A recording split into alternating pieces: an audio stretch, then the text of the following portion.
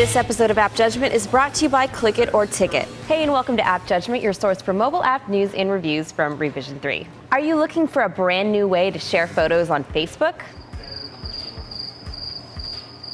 Well, the universe has answered the prayers of no one in Facebook Camera.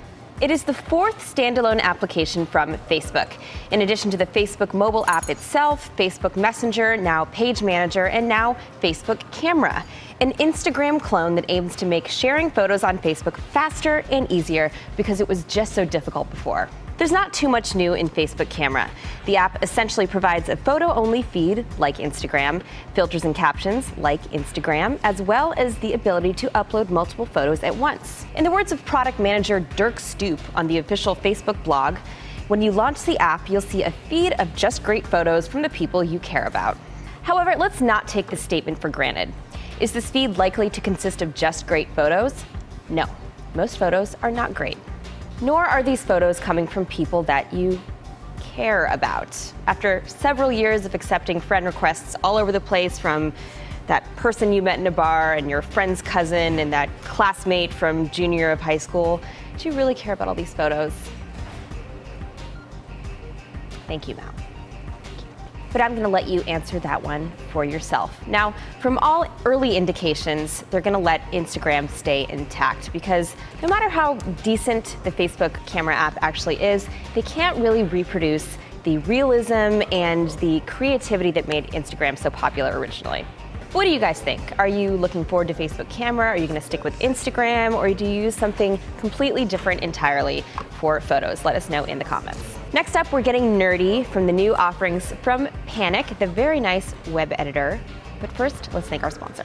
In an effort to save more lives on America's roadways, state and local law enforcement agencies will be out in force nationwide from May 21st to June 3rd, 2012, teaming up to crack down on motorists who are not buckling up. In the event of a rollover crash, motorists are 75% less likely to be killed if they are buckled up.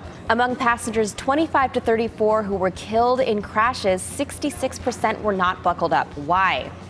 So easily preventable. Guys, you should buckle up every time you go out, both day and night. Law enforcement agencies across the country are prepared to ticket anyone not buckled up. No warnings and no excuses. Click it or ticket. All right, so if you work on the web in any capacity, you know how annoying it can be to manage and edit your sites on the go. Well, as of this week, Panic brought us two major releases, Coda 2, the next gen of Panic's desktop web editor, and Diet Coda, a light version for the iPad. Diet Coda is a mobile web editor that also acts as a preview for the desktop version. The desktop version, of course, is touted for its automatic autofill options for many of the annoying issues you may encounter while coding your own websites. It's also a huge favorite of our producer, Mauricio. So he made me talk about this, but it is a really great editor. And if you have any questions, you should ask him on Twitter. Right, Mao? Finally, a viewer question about texting apps for the iPad. The Illini guy on Twitter writes in, Annie, what's the best texting app for my iPad? Text-free works okay, but it shuts off audio in the background like Pandora. Now, we've talked about texting apps at various points over the years, and there are still many options available and no clear favorite. But just one that came to mind that's free is Textnow, which also offers voice calling. Of course, this is a complete standalone account, so you will essentially create a new phone number for yourself, but it works pretty well and it is free. And it also does indeed keep music playing in the background unless you're making a phone call, so there's no harm in trying this one out. But there still seems to be a lot of variation in preferences for texting apps. I wanted to put this one out to you guys. What is your favorite? Do you use the texting app? If so, what are they? Let me know on Twitter at Annie Gauss. And as always, you can find the show on Twitter at App Judgment, on Facebook, here on YouTube, obviously, and on our homepage at revision3.com/appjudgment. Thanks for watching. See you next week.